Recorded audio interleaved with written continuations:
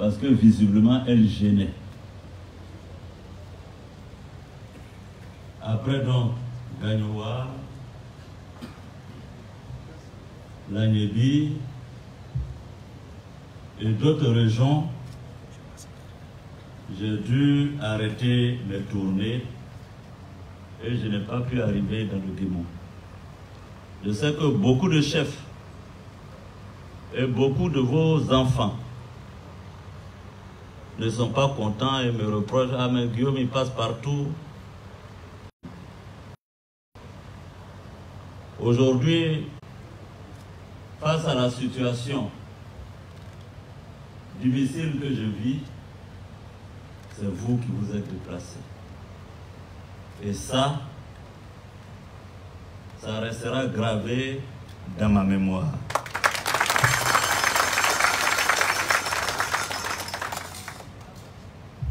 C'est pourquoi, cher camarade Clément,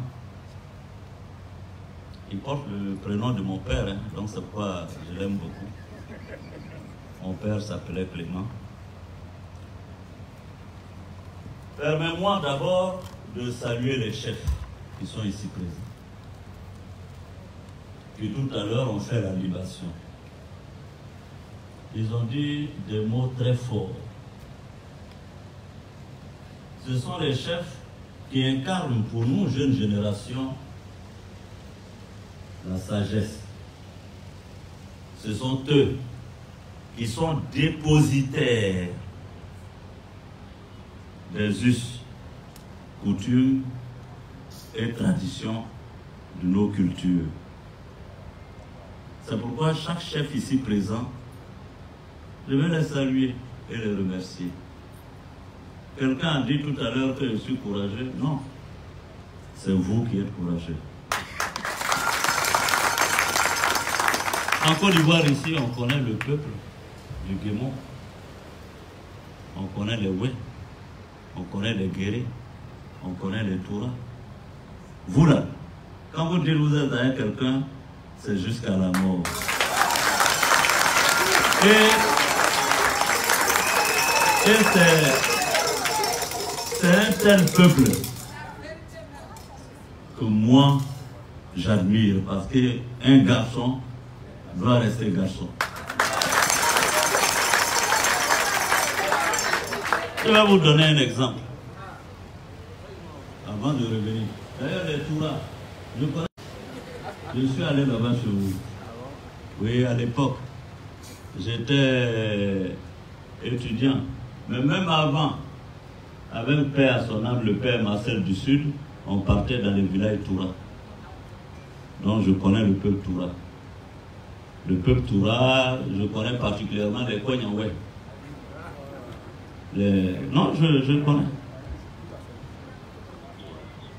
Les Kouagnaway existent, non? Qui ne savent pas ça. Je suis allé à Bonnet, j'ai tourné là-bas, ça me donne de la nostalgie de repenser à ça. À l'époque, c'était très très bien. Hein, je trouvais encore des populations. C'est vrai, la région n'est pas développée, c'est très difficile. Mais je partais là-bas à l'époque avec le père Marcel du Sud pour aller enseigner le catéchisme, la Bible. J'étais petit séminariste à l'époque. Alors, chers parents du Guémon, quand je finis de m'adresser ainsi aux chefs qui ont eu le courage de venir ici, parce que en ces moments-là, c'est le règne des menaces. Il dit, ah, faut pas partir chez Guillaume là-bas, si tu vas là-bas, tu vas avoir des problèmes. Mais si vous êtes là, c'est parce que vous avez bravé la peur. Et ça, c'est très important. C'est très important. Et je vous suis reconnaissant pour l'acte que vous posez ce matin. Après les chefs, je voudrais saluer les femmes, nos mamans courageuses, fortes et dignes. La journée internationale de la femme, c'était hier. Et je suis content de vous recevoir aujourd'hui ici pour penser à la condition des femmes. Et maman Soro Guillaume, je te salue pour ton courage. Je salue toutes les femmes qui sont là parce que vous savez, si tu entreprends quelque chose et puis il n'y a pas de femme dedans, c'est pas bon. Car ne dit-on pas que ce que femme veut, Dieu veut. Donc je salue toutes les femmes et je vous encourage.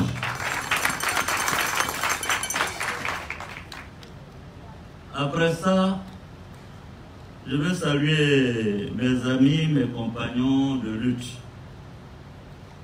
Vous savez, c'est pas aujourd'hui que nous avons commencé le combat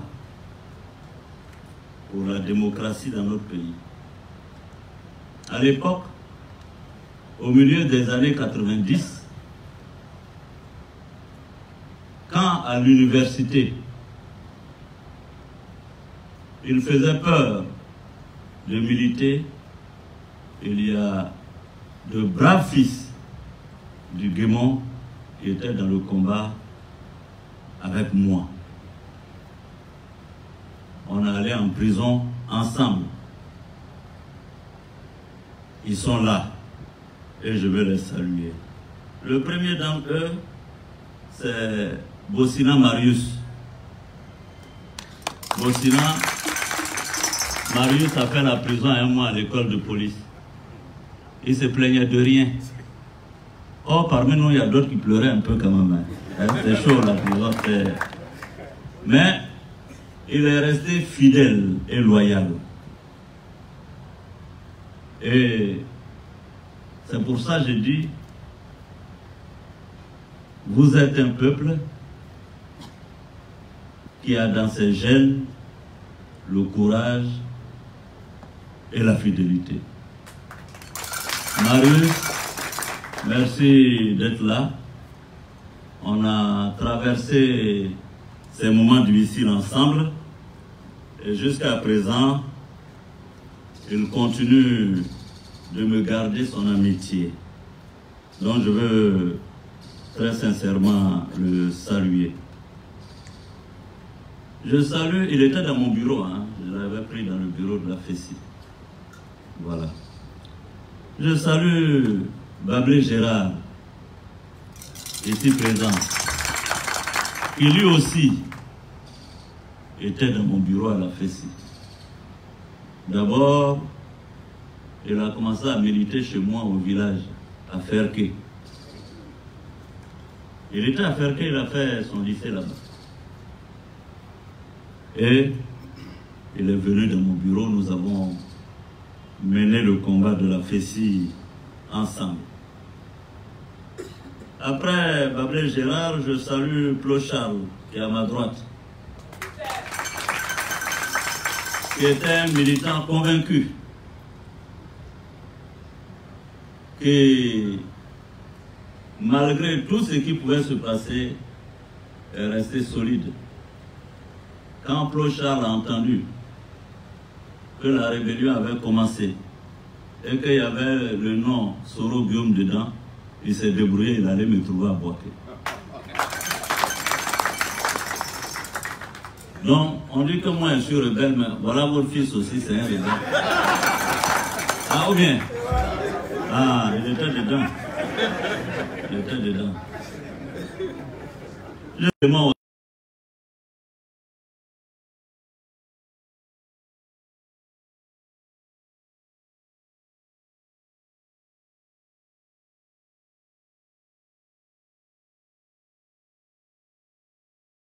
Donc voilà.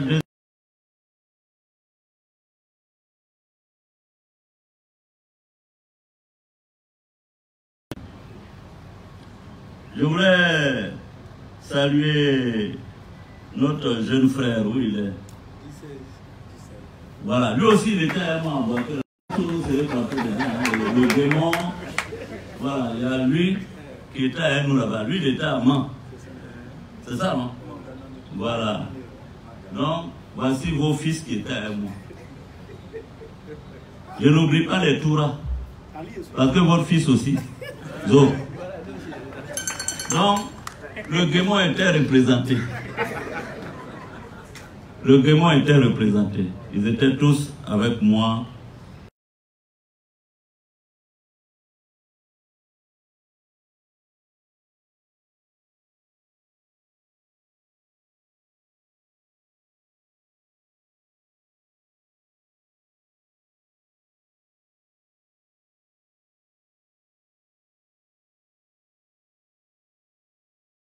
Avec nous. Pour eux, ce n'était pas facile du tout. Parce qu'ils étaient considérés comme des traîtres. Mais ils ont tenu le coup. Ils sont restés solides. Et aujourd'hui, je suis très fier de les voir. Je suis heureux de les recevoir. Ils ont fait leur chemin et ils sont devenus des cadres dont le Guémon doit être fier. Je salue tous les autres cadres qui sont ici, que tout à l'heure, Oncle Clément a cité. Chers amis, leaders des partis politiques, je vous salue. Il faut que vous vous engagez, faites la politique. C'est important. Vous n'allez pas laisser la politique aux autres. Je vous encourage. J'encourage tous les cadres qui sont ici présents. Chers parents, avant d'aller plus loin, je voudrais tout particulièrement m'adresser au peuple du Guémon. Parce que le peuple du Guémon a beaucoup souffert pendant la guerre. Oui, des villages entiers ont été détruits. Beaucoup d'entre vous ont perdu des parents. Parce que votre région était au carrefour, du moins au carrefour d'intérêts croisés. Vous aviez le Libéria à la frontière qui, comme les frontières sont poreuses, il y a eu des miliciens qui sont venus. Vous étiez face donc à l'époque au MPIGO, et je sais que ça n'a pas été facile pour vous. C'est un peuple qui a souffert, où il y a eu beaucoup de drames et de malheurs. C'est pourquoi aujourd'hui, je viens tout particulièrement demander pardon au peuple du Guémon. Un pardon sincère. J'ai demandé pardon aux Ivoiriens. Parce que la guerre, ce n'est pas une bonne chose. On ne doit pas infliger la guerre à un pays.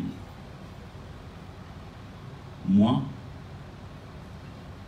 je ne suis pas homme à fuir mes responsabilités. Il y a eu certainement beaucoup de choses regrettables.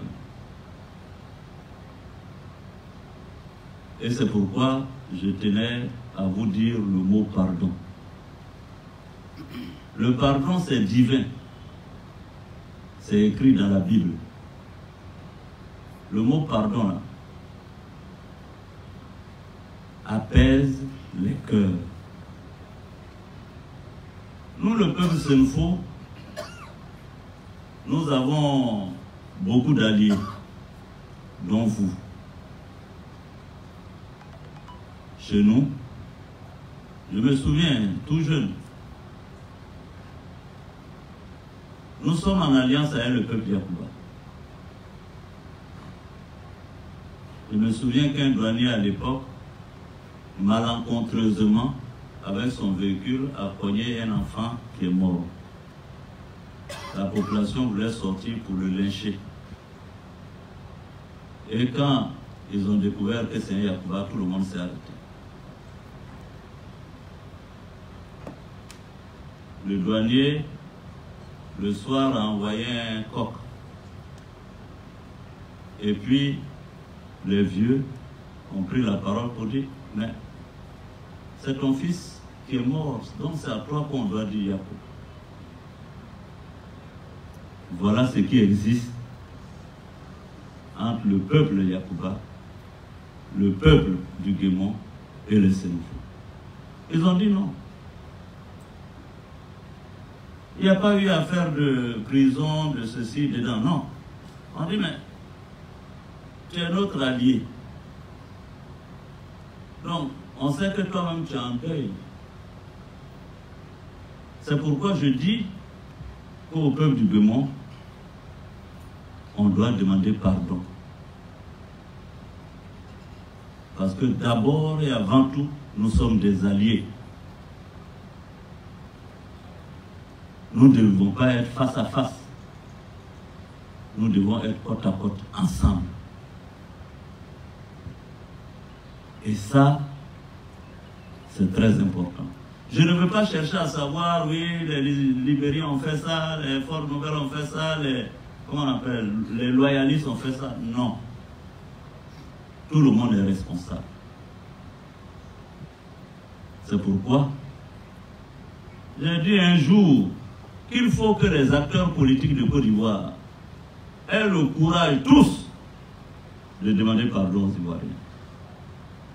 Babo doit demander pardon. Alassane doit demander pardon. Bédié doit demander pardon. Parce que nous avons été les acteurs majeurs. Personne ne peut dire je n'ai rien fait. Ou bien que je suis innocent. Non.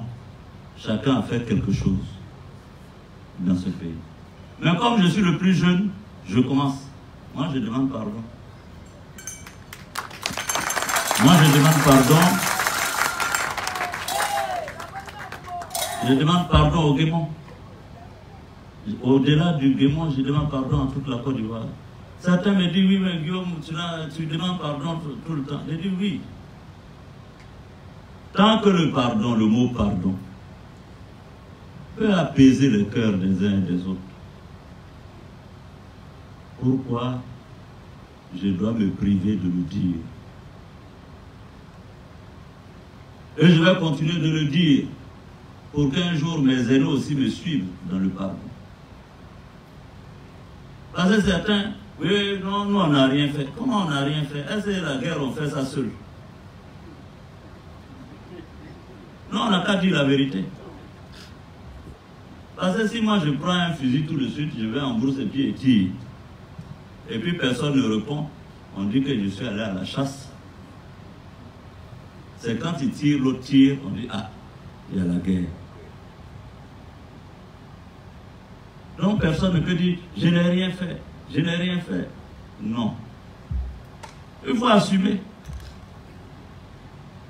Il faut avoir le courage d'assumer que c'est notre gestion chaotique de la Côte d'Ivoire qui a mené la guerre.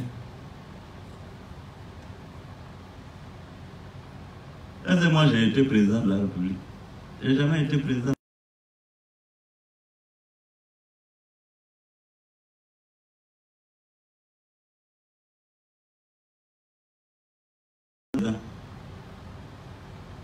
Ah, on pense que c'est le chauffeur. Hein? Mais moi, je dis que notre responsabilité, et si on veut que la paix revienne, que la réconciliation revienne dans ce pays, on doit demander pardon. Il n'y a pas de honte à demander pardon.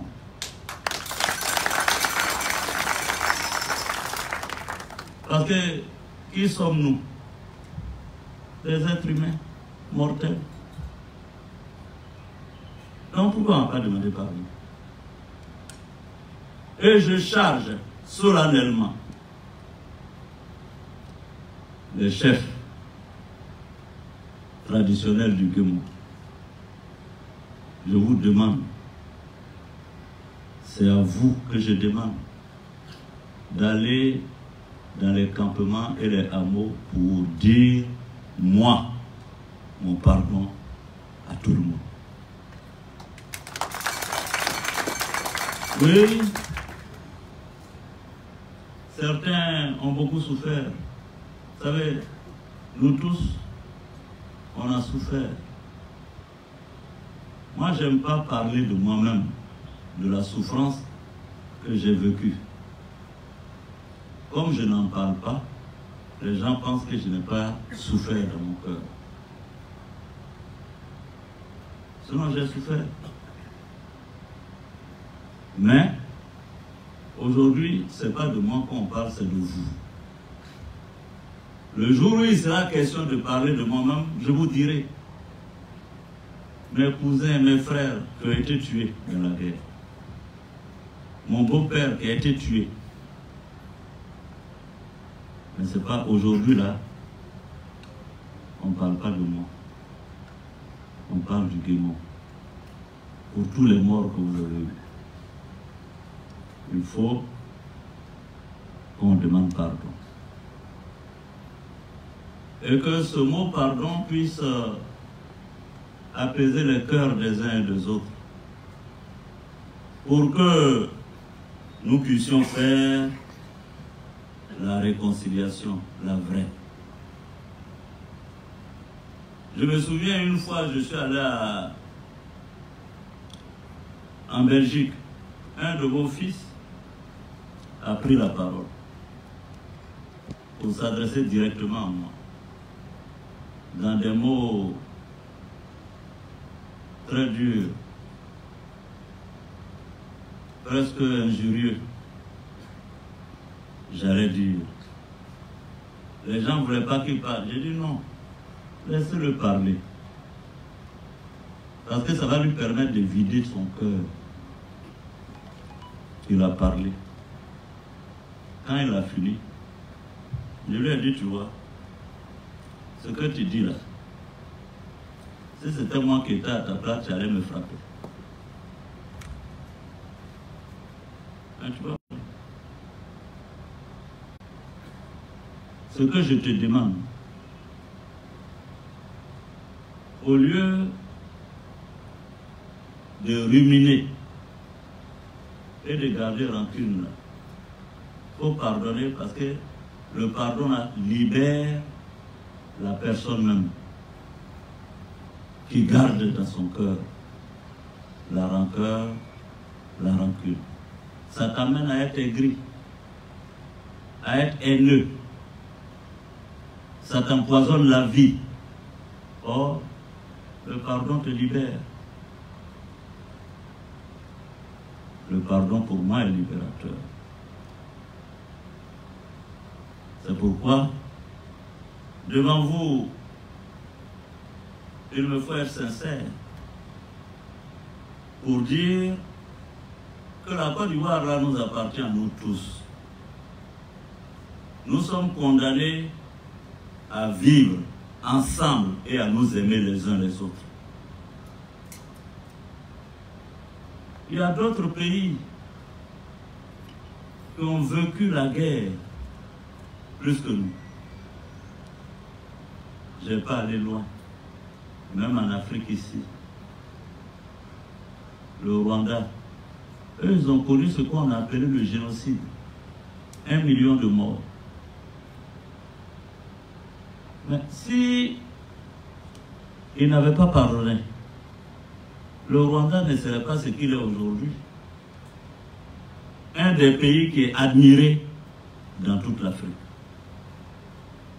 C'est pourquoi je pense que toute tragédie doit servir à chaque peuple de tirer en lui-même les ressources propres pour se relever et aller de l'avant. C'est pourquoi je me suis confié la mission de sillonner la Côte d'Ivoire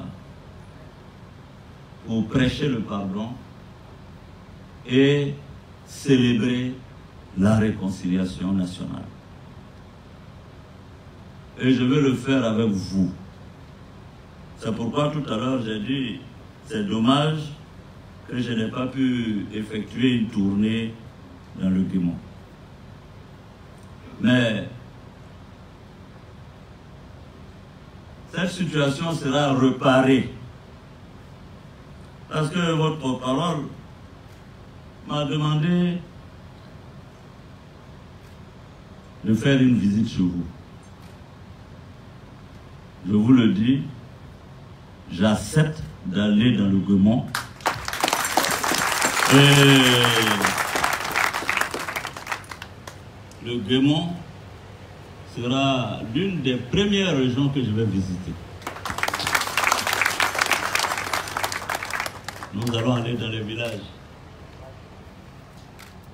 dans les campements s'il le faut, pour parler avec les parents du Guémon.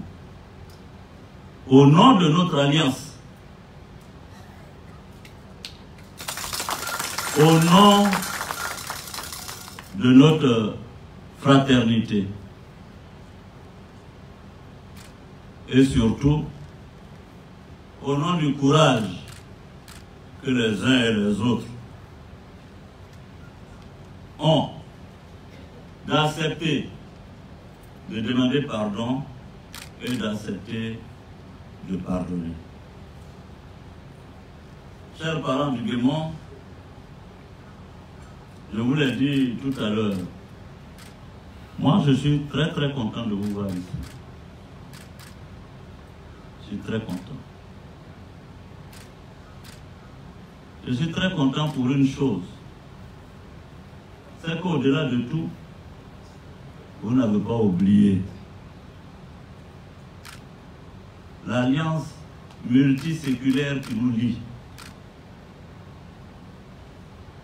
Et on dit que c'est dans les moments de malheur qu'on voit ses vrais amis. Et le fait que vous soyez là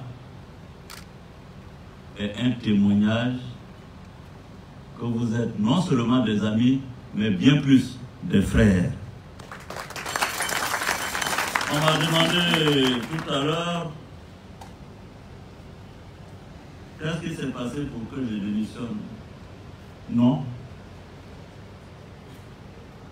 J'ai décidé de partir de l'Assemblée nationale. D'ailleurs, je souhaite bon vent à l'Assemblée nationale, aux députés. J'ai décidé de partir parce que je ne suis pas un homme qu'on soumet au chantage. Je ne peux pas accepter. Mais enfin, chers camarades, compagnons de la FESI, camarades de lutte, nous nous sommes battus dans les années 90 pour qu'il y ait le multipartisme et que chacun milite dans le parti qu'il souhaite. Moi, je peux être dans un parti, ma femme est dans un autre, mon fils est dans un autre parti. Mais d'où vient-il que on vienne me dire à moi, il faut militer obligatoirement au RHDP, ou bien tu quittes la présidence de l'Assemblée. J'ai trouvé ça blessant. Non, on ne fait pas ça. Ah, militer maintenant dans un parti forcé. C'est qu'elle a fait ça. On milite dans un parti parce que le parti est attrayant, parce qu'il est séduisant, parce qu'il propose un programme, un projet de société à la nation.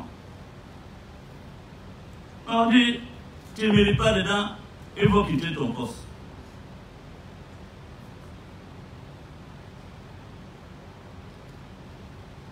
On s'est trompé parce qu'ils ont oublié que ça c'est une faux, ils parlent. Nous, les Senfo, là, on a toujours deux métiers. Quand on était tout petit, mon papa était agent à la CIDT, Compagnie Ivoirienne pour le développement du textile. Partout où on partait, il faisait champ.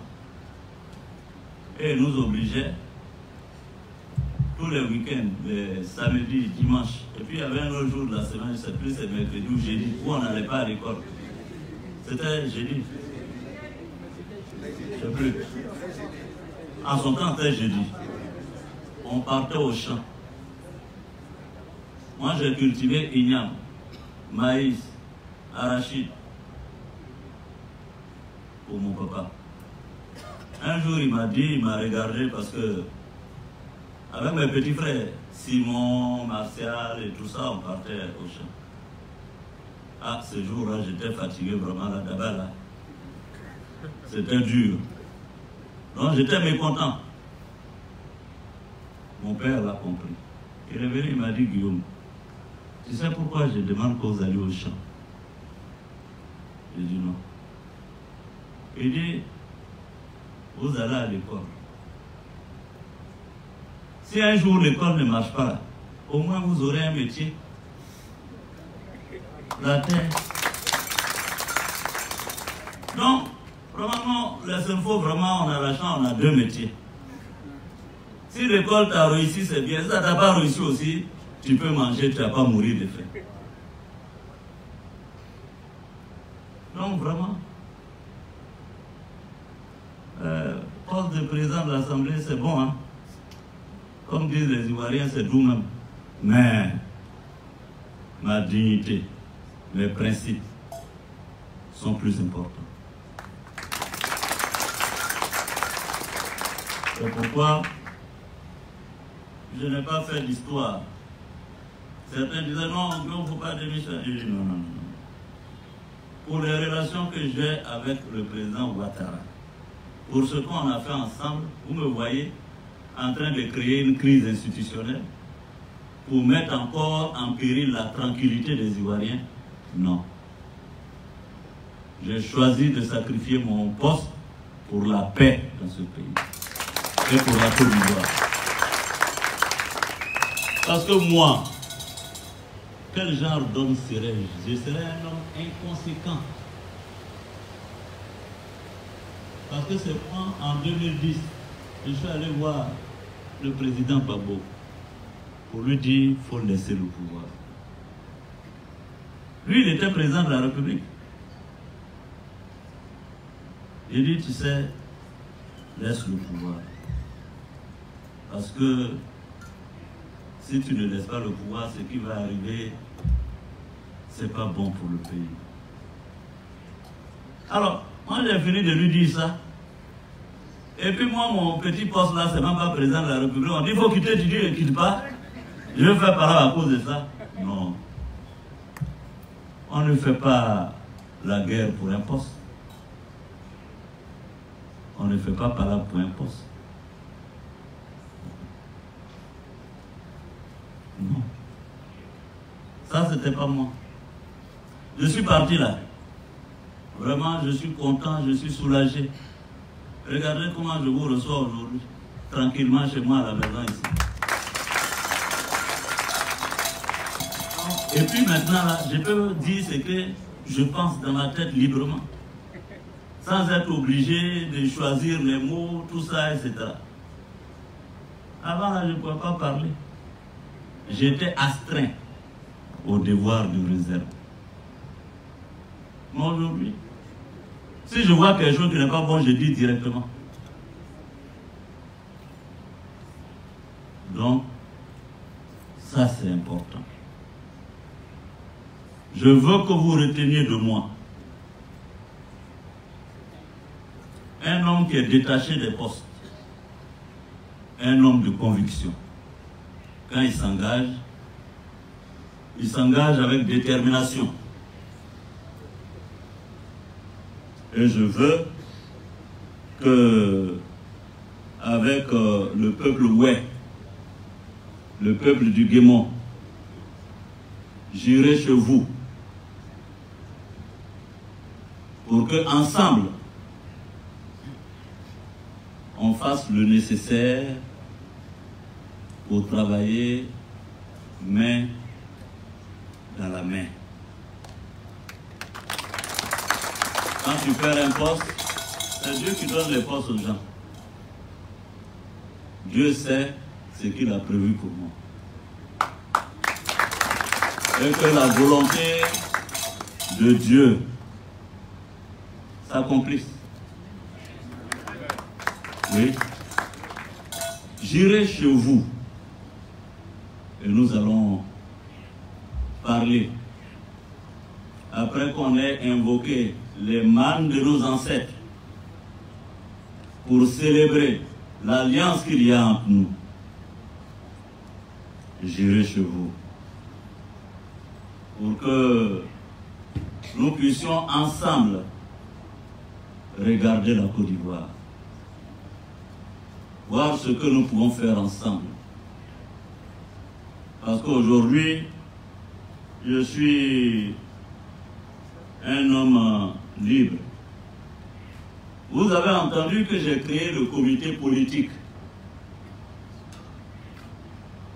Le comité politique, ce n'est pas un parti, ni un mouvement politique. J'ai créé d'abord pour qu'on réfléchisse ensemble. Parce que avant de t'engager dans quelque chose, il faut prendre le temps de la réflexion.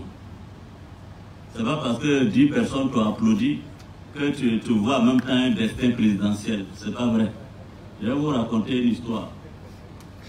Quand j'étais Premier ministre, non, c'est Bani qui était Premier ministre à l'époque. Bani, à l'époque, avait créé ce qu'on appelle le groupe des 5. Le groupe des 5 grands. C'est pas aujourd'hui, je suis grand, hein, il y a longtemps. Depuis Bani, là, j'étais grand déjà. Le groupe des 5 grands. Vous ne vous souvenez pas de ça? Ah. On était les grands à l'époque, en 2005. On faisait nos réunions des 5 grands à Yamoussoukro. Il y avait Laurent Gbagbo, Henri Konan Bédié, Alassane Ouattara, Charles Konan Banny et un certain Guillaume Soro. Jeunes, les 5 grands, c'est moi je venais premier dans la salle de réunion.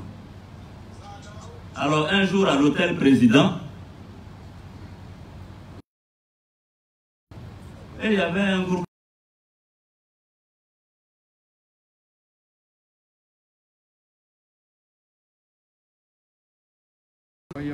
Voilà, Woyo. Alors, quand je suis arrivé, ma voiture a garé, j'ai vu les Woyo là. Ils avaient mes t-shirts. Et puis ils chantaient Soro, Soro. Donc j'ai dit, ah, mais vraiment, je suis aimé dans la ville là. Regarde comment on me chante. Et puis, donc j'ai dit, Soul, il faut leur donner de l'argent, vraiment, les jeunes là, vraiment, ils sont pour moi. Et puis je suis rentré dans la salle. Et j'ai vu un ami. Donc au lieu d'aller dans la salle de réunion, je suis resté au hall pour parler un peu avec lui. Et puis, je vois que Bani arrive. Les enfants ont enlevé mon t-shirt, ils ont mis le t-shirt de Bani. Puis ils ont commencé à chanter Bani. Mais comment ça? Les mêmes enfants là, hein? Bani aussi à son tour s'est dit, les enfants là même, hein. Il a dit donnez-leur une enveloppe. Ah là, j'ai regardé les enfants là, j'ai dit attention. Bani est rentré, il m'a salué et puis lui il est rentré dans la salle. Voilà autour de Alassane Ouattara d'arriver. Quand il est arrivé, les enfants ont enlevé le t-shirt de Bani, ils ont mis pour Alassane. Ado Pissansi. Donc j'étais là, je me suis arrêté, je l'ai Alassane a dit, bon, donnez-leur enveloppe. Après, Bédier est venu. Quand Bédier est venu, ils ont enlevé le t-shirt Alassane, ils ont mis pour Bédier. Bédier, président. Lui aussi, il est sorti, il dit, donnez-leur enveloppe. Quand Babo est venu, ils ont enlevé pour Bédier, ils ont mis pour Babo. Woody de maman. Je dis, ah, les enfants là sont plus intelligents que nous. C'est-à-dire que dans la journée comme ça, là, c'est pas moins de 1 million, 2 millions de journées d'un petit amusement où ils nous ont blagué là. Ils ont blagué notre égo. Chacun, les autres sont rentrés dans la salle en pensant que c'est eux que les enfants là aiment. Les enfants là ont dû se dire, regarde-moi des vauriens comme ça, ils volent l'argent du pays. On va venir les escroquer un peu pour manger, pour vivre. Hein? Alors vous voyez. Donc, après ce jour-là, je dis, non, moi je ne suis plus dans ça là. Quand je viens, je dis arrêtez de chanter.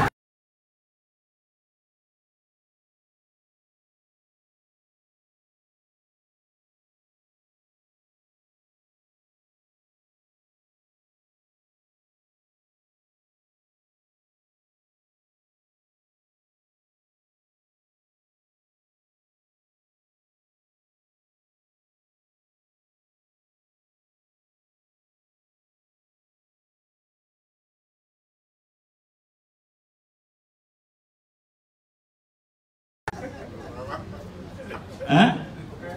Donc si tu te fies à ça, tu vas te tromper. C'est pourquoi certains vont aux élections, quand ils ont 1%, ils disent, ah, ils ont triché. Mais les gens t'ont blagué. Toi-même, quand tu t'es regardé dans le miroir, est-ce que tu ne sais pas si tu peux être président ou bien si tu ne peux pas être président? C'est comme moi, je suis assis ici, quelqu'un vient me blaguer, Guillaume, vraiment j'ai rêvé hier nuit, ou bien mon marabout m'a dit, ou bien mon pasteur m'a dit, je t'ai vu, toi Guillaume là, tu es président des États-Unis. Et puis j'ai me lever pour croire ça. Je vais être comme un président des États-Unis. Donc ouais, réalise aussi. Mais ce que moi je n'accepte pas, ce sont ces Ivoiriens là. Ils n'ont pas semé, mais ils veulent le récolter. Non, entre nous. Si tu n'as pas semé là, comment tu veux récolter? Mais ils sont toujours partout. Dès qu'on dit récolte, tu les vois là-bas. Mais quand on dit d'aller labourer, ils ne sont pas là. Ceux-là, il faut qu'on les arrête. Ils n'ont qu'à assumer maintenant. Ils n'ont qu'à assumer. C'est vous qui êtes partout. Ils sont partout. Surtout au moment des récoltes. Moi, je vous ai vu. Je vous vois au moment où on veut s'aimer. Vous êtes là. Vous êtes donc digne demain de récolter.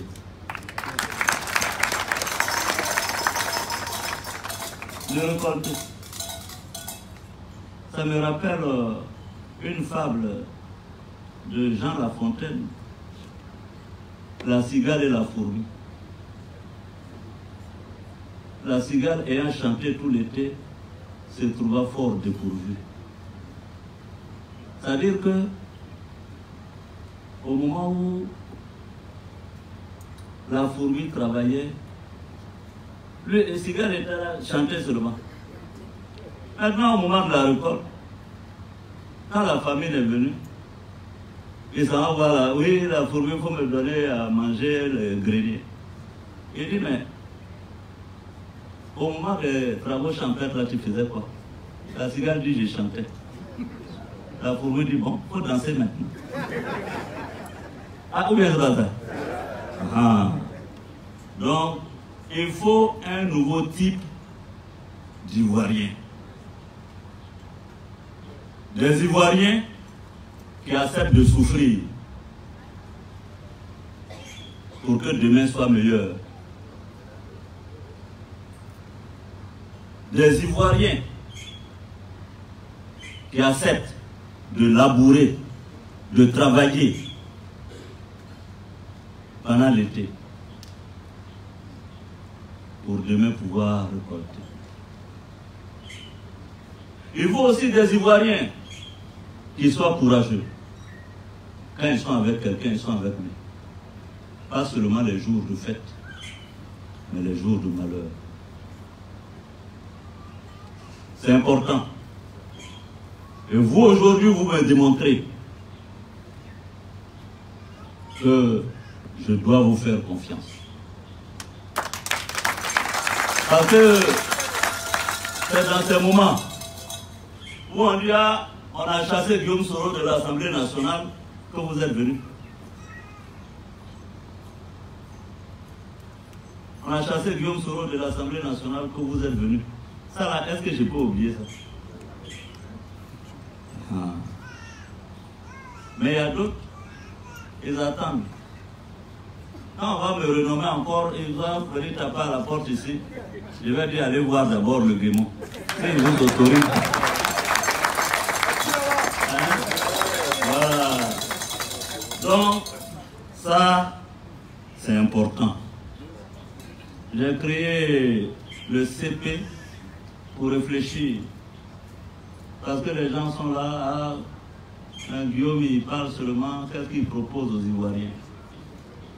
Il n'a pas de programme de gouvernement, il n'a pas de projet de société. Ils seront surpris. Ils pensent qu'ils vont dire ça et puis j'ai leur livré mes secrets. Je n'ai pas fait ça. Des photocopieurs comme ça. Je vais dire deux choses, ils vont aller copier ça et puis commencer à dire comme si c'est pour eux. Non, ils pensent que Guillaume, il n'a pas de programme, il n'a pas de vision, il n'a pas de projet de société. Moi là, je suis jeune. Mais je suis le vieux des jeunes. Je suis le vieux des jeunes. Depuis 90, là, on est dans la lutte. Nous, là, on a géré toute une zone. Même si tu es idiot, là. Parce que nous, on a géré la zone. De Bouna jusqu'à Danané au fin fond. On a géré ça pendant 8 ans. L'administration avait quitté. Il a fallu recréer tout. L'école, la santé, tout. Même si tu es bête, en tout cas quand tu fais 8 ans dedans, tu retiens quelque chose. C'est pourquoi quand on m'a nommé Premier ministre en 2007, tout le monde a dit, mais lui là, il connaît quoi? Dans 3 mois, on va le chasser pour incompétence. Mais de 1990 à aujourd'hui, là, moi j'ai fait plus de 5 ans à la primature. Ou bien, il y a des premiers ministres qui étaient avant moi. Et j'ai pu organiser les élections. Donc, si c'est vision, projet de société, programme de gouvernement, là, vraiment, on a fait un peu. Et pendant mes 5 ans, là, Gbagbo a dit quoi? Qu'il était son meilleur premier ministre. Ou bien c'est vous? Ah, en tout cas, applaudissez-moi. Gbagbo même a dit qu'il était son meilleur premier ministre. Alassane qui est là, j'ai été son premier ministre. Et quand je devais partir de la primature, il m'a félicité, salué. Ou bien? Non, vraiment, je n'ai pas dit que je connais quelque chose. Hein. Mais ce que moi je viens dire, c'est que je ne vais pas prendre, je ne vais pas me substituer à vous. Quand je vais aller chez vous, là, dans les villages, c'est vous qui allez me dire, Guillaume, voilà ce que on veut que tu fasses pour nous et pour la Côte d'Ivoire. Parce que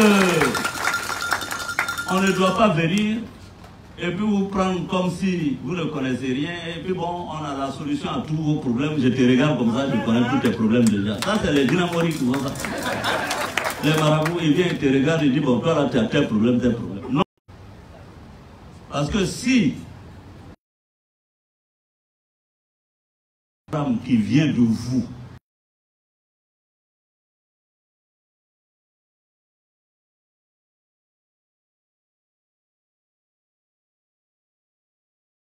Les régions, ce n'est pas ça leur priorité.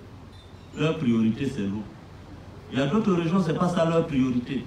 Leur priorité, là, c'est déjà même d'avoir nourriture pour manger. Ou bien c'est pas ça? Donc, ce serait un programme participatif. Et c'est ensemble que nous allons le créer. Nous, on a déjà fait l'état des lieux. Hein.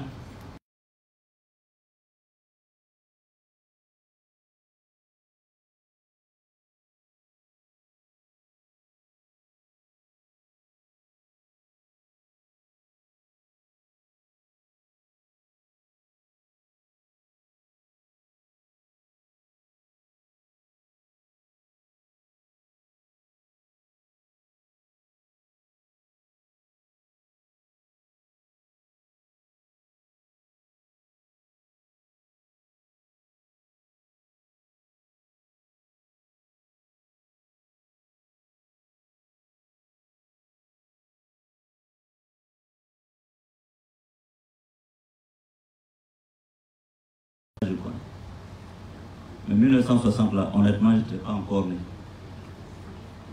Donc, il fallait que je comprenne ça. Donc, le comité politique, c'est pour ça. On va réfléchir. Si vous avez vos fils, cadres, qui sont prêts, donc à venir dans le comité, on va réfléchir ensemble. On va réfléchir ensemble. C'est pourquoi vous me permettez de vous présenter les membres du comité, parce que je veux que en 2020, on présente aux Ivoiriens l'embryon de la nation ivoirienne. Que toutes les filles et tous les fils soient là. Nous, on ne sera pas pour une région, ni pour une religion.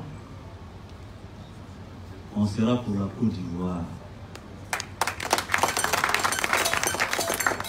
C'est pourquoi des femmes et des hommes me suivent dans cette aventure. Et il faut que le Guémon soit là pour s'aimer. Et puis on va arroser ensemble. Et enfin on récoltera ensemble. Donc, chers parents, voici le message que je voulais vous livrer. Les membres du comité qui sont ici présents, il y a Mme Anne-Marie Bonifon, où elle est. Voilà. Elle est de la ME. Il y a Mme Ploubari Fatoumata, qui est là. Elle est de Korogo. Il y a Assis Edmond, il est là, non? Voilà, il est de la ME aussi, c'est un natif. Mademoiselle Aka Messou Hermine. Voilà. Vous avez vu, elle est jeune, hein, mais elle est engagée. Elle a 21 ans. Parce que si on ne les prend pas déjà pour les former, demain, qui prend la relève? Voilà. Il faut penser à la jeunesse. Parce que la jeunesse nous reproche, nous, de ne pas les écouter. Moi-même, avant, dans le comité, je croyais que j'étais jeune. Mais quand j'ai vu qu'elle a 21 ans, j'ai dit, ah, on dirait que je suis un peu sur terre aussi. Donc, il y a M. Kwaku Chris Evan. C'est un jeune aussi, il a 23 ans. Il y a d'autres membres. Au fur et à mesure, vous allez les connaître. Quand j'irai chez vous, je vous présenterai vos enfants. Thomas, donne-moi le nom des enfants du Guémon qui sont à nous dans le CP. Je les ai déjà reçus. Pour que vous sachiez que déjà, il y a certains. Tu vas me donner le nom. Ils sont dans le CP. Ce sont des guerriers bon teint. Mais ceux-là étaient déjà moi, non? Les ponts Clément, Clochard. Est-ce que ça, c'est ce qu'il faut? Où il est? Zo. Hein? Bablé. Où est Bablé? Voilà. Bossina. Est-ce que c'est des noms, c'est le faut? Ça là, c'est guéri. Vous ne pouvez pas dire que ce n'est pas vos enfants. L'État est moi. Donc, ça c'est important. Donc le comité là, c'est pour vous. Et le comité va participer. Alors, il y a Guy Baou, Evelyne. Ça c'est le nom du Guémon, non? Hein? Ou bien c'est pas le nom du Guémon? Ah. Monsieur O. Juste. Monsieur, c'est Guémon ou bien c'est pas Guémon? Ah, ils sont dedans. Hein? Voilà, donc, on ne vous a pas oublié. Et on ne vous oubliera pas. Donc, chers parents du Guémon, chers alliés, voici le message que je voulais vous livrer. Et terminer mon propos par vous dire très sincèrement merci. Merci, merci. S'il y avait un autre mot plus fort que ça, je l'aurais utilisé. Mais c'est le mot merci qui est dans le dictionnaire qui nous permet de vous traduire notre reconnaissance et notre gratitude. Et je vous demande à vous les chefs, la mission, c'est le pardon. Pardon,